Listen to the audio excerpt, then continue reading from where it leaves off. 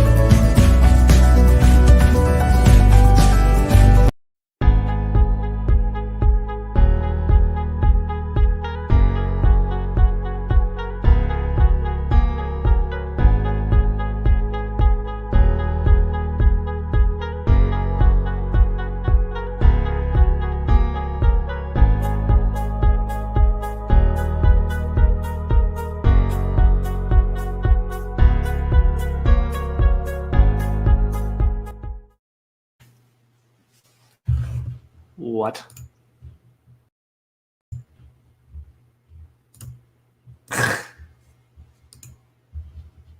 That's the one. Technical error. Hey, everybody. I'm Nate Warnock. I'm Andrea Warnock. And this is the Marriage by Design team. This is our Sunday Night Live Q&A show that we've been doing for, probably 6 or 7 months by now, every week. I guess. Sure. It's good.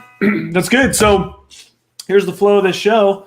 If you have questions for us, first of all, if you're just popping in, I'd love to have you just say what's up in the chat so that we know who's joining us. Or something else. Sure. Like what? What do you want them to say? Like, I don't know. Something you did fun over the weekend. What's like the worst icebreaker-ish? You know, when they say like, hey, say your name and what? What's like the most color. excruciating one? Your favorite color? That doesn't tell you anything about the person, right? Boxers or briefs? Either. Whoa. Not that I want. I don't wear men's underwear. Sure you don't.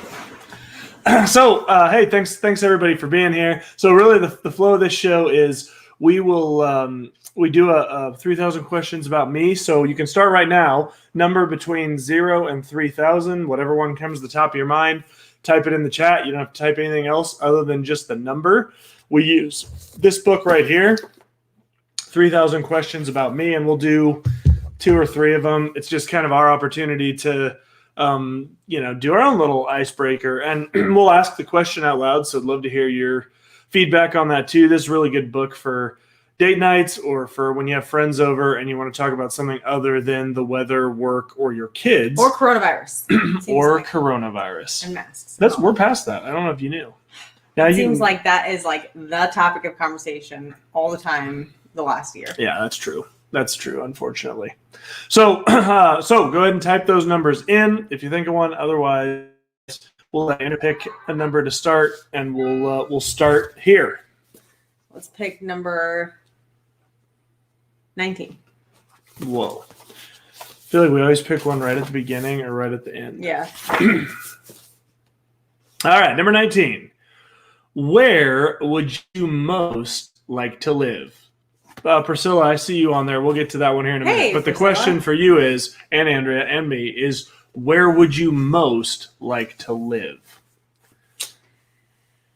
That's a loaded question. So if I were guessing, I would say for Priscilla, it's probably somewhere on a baseball field. I was just thinking the same thing. She is like baseball mama number one, and I love it. It's sweet. It's awesome. It's great. Love a kid that way. Where would I most like to live? Well, I would like to take my community that I have here in Omaha. Okay. I'm not supposed to say where we live. Where I live, I would like to take. Yeah, you've screwed it up. All the people that I know and have community with, and family and all that, and I would like to transplant that to New Zealand.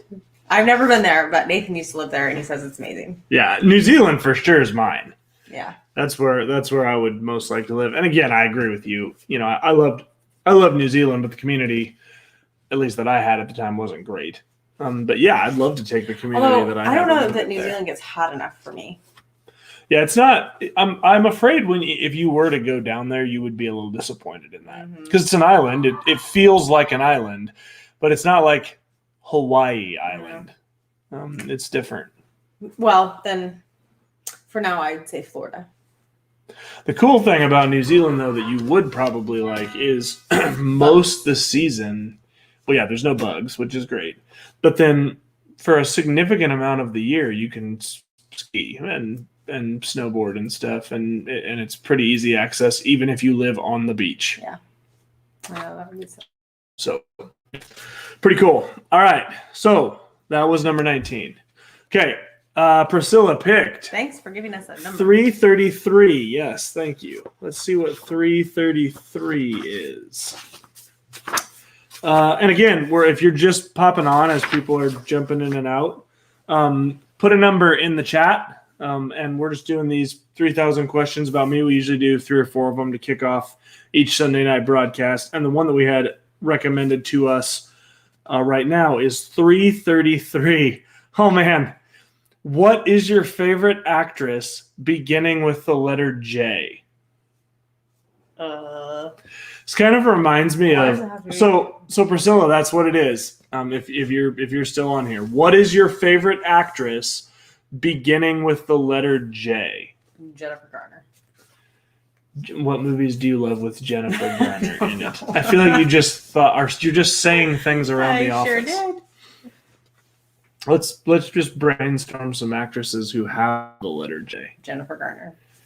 No, we got her. That's all I can think of. J-Lo. Oh yes, Jennifer Lopez. She was in Made in Manhattan. That was good. That was good. Who else? Cameron Diaz. Jerry Maguire. That's 1, not an actress, and 2, not a woman. Jerry Fuentes. What? I don't know. Who played this Seinfeld guy? Actress. Oh. Who was your favorite actress beginning with the letter J? Sorry. Whoops, I was sorry.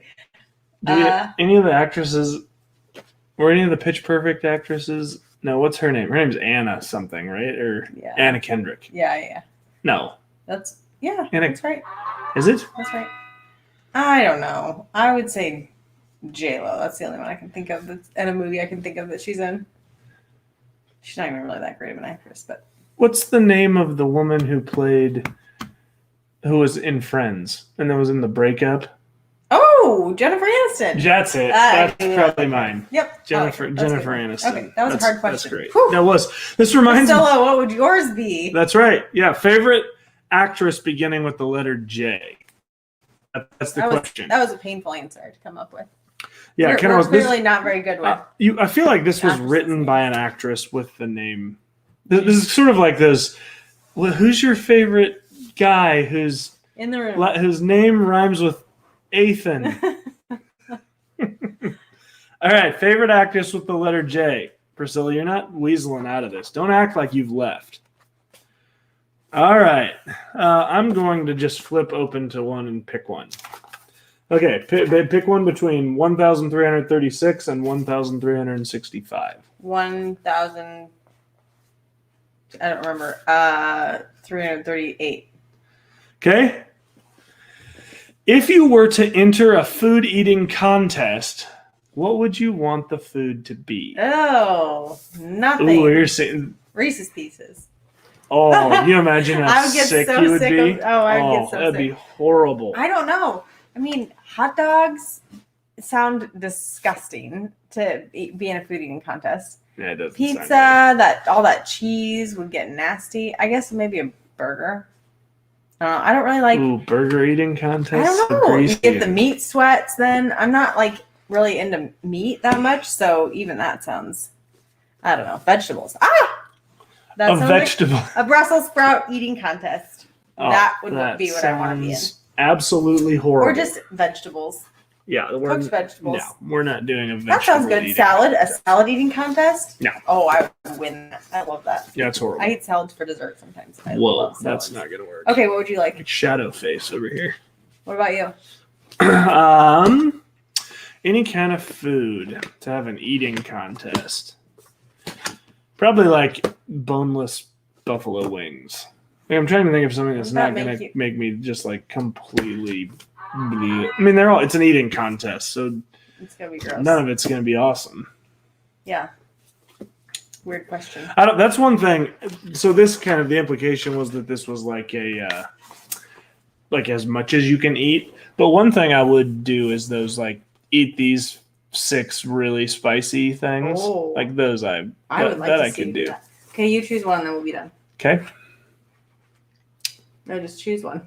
I thought you were going to open a page. No, just choose one. 1743. Ooh, I like turned to the page. We're on the same wavelength, babe. Yeah, we are. Do you think there's always something to be thankful for? Yes. That was a short answer. Enter his courts with thanksgiving in your hearts, babe. Sing the song. Enter his courts with thanksgiving in your heart. I will enter your courts with praise. Yeah. Why do I always have to be the one that's singing? I don't even have It's your thing, babe. The people have come to expect it. Yeah. I mean, yeah, the Lord, yes, there's always something to be thankful for. Yeah, even just like I have breath in my lungs, I'm alive. Right. I have a chair to sit my butt in. Whatever. There's always something to be thankful for. Even though sometimes we can feel very overwhelmed with an unthankful situation. Yeah. No, I totally agree with that. Yeah, and it's good. And the Bible even talks about that. So that's good. Yeah, so that's our 3,000 questions about me. Love that book. Yep. It's always a good way to start off a broadcast. Yeah, we do it just to give you guys an example of a way to cultivate maybe some depth in relationships. Yeah, whether that's your marriage relationship or just relationships with your friends, it can be difficult to get from surface level conversations to deeper conversations. And obviously, what kind of food would you want to do in a food eating contest? That's not necessarily deep conversation, but also maybe an answer you wouldn't know otherwise. Right. That's right. And certainly there are plenty in there that are like, do you think there's always something to be thankful for? Yep. Which can be great for conversation starters for sure. Okay, so the shows that we did this last week that have been released, and I will pull up the links so that I can send you over to the podcast page to be able to access those if you did not have a chance to listen to them. And the 2 shows that we had this week, almost a week ago on Monday, we continued our series on the fruits of the Spirit. And we're talking about the fruits of the Spirit in marriage. And that episode can be accessed right there. And what we were talking about this particular week with regards to the fruits of the Spirit in marriage is goodness within your marriage. And, so we've been through love, peace, patience, kindness. You missed one. What did I? Oh, love, joy, peace, patience, kindness. And then we did goodness this last week. And we spent a lot of time talking about the difference between goodness and kindness. Because that difference is important. And if you don't kind of look at the underlying words that were originally used by Paul when he wrote the letter, it can be easy to miss it. So kindness are the outward things that we do for other people. It's others focused. Goodness is the internal reasons why we do those things. So goodness could rightly be described as integrity. And so we talked a little bit about what it looks like to have integrity within your marriage and why that's important, why kindness without goodness is a lie. Mm-hmm. And can undermine your marriage relationship. Even if you're being kind, but it's for reasons that aren't good, it can be really destructive within your marriage. And it leads to separation because it's ultimately born out of hypocrisy, right? I'm acting kind because I want you to think this is who I am on the inside, even though that's not actually who I am. Yep. So goodness, kindness, love to have you check that episode out. I posted the link to it in the comments. So love to have you give that a listen. Babe, what do we do on Friday? Friday we talked about, so this last week was Mother's Day, Mhm. the Sunday before. So I just wanted to have a quick episode about our moms and some things that we have learned from our moms and are thankful for from our moms, and kind of the legacy that they've maybe not even started, but kept going. Yeah. and how we want to see that keep going in our own lives. Right. So, And hopefully, I mean, we've got a lot of moms, a lot of dads too, but a lot of moms that listen to our channel, and hopefully you took away from that. You may go, I don't really know your parents or your moms, and but hopefully, what we really hoped is that by highlighting some things we loved about our moms, two things would happen. One is you would think to think about and highlight things that you love and have learned from your mom, and also that we would strive to be parents that emulate those good things that our parents taught us. Yeah, and there's so much of my childhood that I didn't probably think of very much while I was in my childhood, but that affected me a lot, and then I think about a lot as an adult. So right. Those things, our children don't really realize how much they're being molded and shaped while they're being molded and shaped. Sure. But they are. And as adults, they'll recognize those things a lot, and it'll make a difference, the things that you pour into them. Yeah, totally. It's great. So we're going to transition into forward looking a little bit. But if you have questions about either of those topics, or if you just have questions about Andrea and I in general, or the Marriage by Design channel, love to have you go ahead and put those in the comments. There's it can be about spirituality in general. We've answered those questions on this channel. It can be about marriage, it can be about parenting or family. Anything that you guys are wondering, feel free to put that in the comments down there below, and we will address that. So I wanted to give everybody time to get those in as we begin to look forward to the shows that are coming out this next week. Right. So first, tomorrow morning, we will continue our series on the fruits of the Spirit in marriage. So what's next, babe? Faithfulness. Faithfulness. Good. We did the right one. That's good. Yeah, so faithfulness is the thing that we're going to talk about. And you might listen to that and go, well, yeah, I mean, being faithful within your marriage is important. And we will certainly talk about purity within marriage, because it would be difficult to talk about what it means to be faithful in marriage without talking about purity. But at the same time, faithfulness, the underlying Greek word for faithfulness, if I remember it off the top of my head, I believe it's pistis. And it's an interesting word. Do you have an issue with that word? Yeah, I don't know. Just stupid Greeks making words that sound like naughty words. Yeah, pistis is the Greek word for faithfulness. And that word has an interesting definition that we're going to get into tomorrow that applies to more than just, that I believe means it applies to more than just being physically and emotionally faithful to your spouse. Mm-hmm. But actually means not only that, but also being faithful to marriage as marriage. Yeah. So we're going to talk some about that too. So that's the first episode. Our first episode for this coming week, Marriage Monday, will come out tomorrow morning.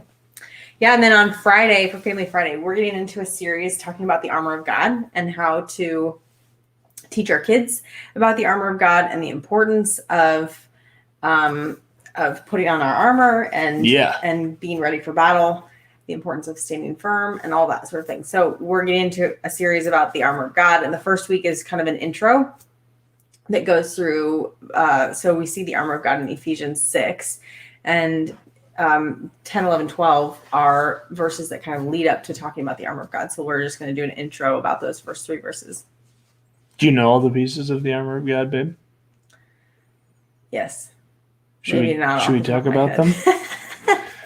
See if we can name them. So it's the belt of truth. Yep. Breastplate of righteousness. Helmet of salvation. Yep. The sword of the Spirit. Yep. Shoes of righteousness, right? Feet shod with the readiness of the gospel of peace, I think is what it is. Right. Yep. Yeah. And then did you say the offensive one? There's one offensive piece. Not offensive. Yeah, I didn't know if you said it or not. I think I said the sword of the Spirit. Okay. I don't know. I'm going to assume you didn't, and I just made a great point. Yes. Sword of the Spirit. I think that's it. Yeah. I think that's right. I don't know them off the top of my head. Cool. Good. So that'll be great. Then, yeah, that will come out on Friday. On Friday. Yep. That's great. Awesome. Well, guys, I don't see any questions, so we're going to bounce on out of here and get about the rest of the weekend. Did you just bounce? All right. Before anything else happens, before a house falls on you, we're going to get out of here. Thanks, guys, so much for joining us. Always appreciate you being here on a Sunday night. Feel free, if you watch this after the fact, put those questions down in the comments below.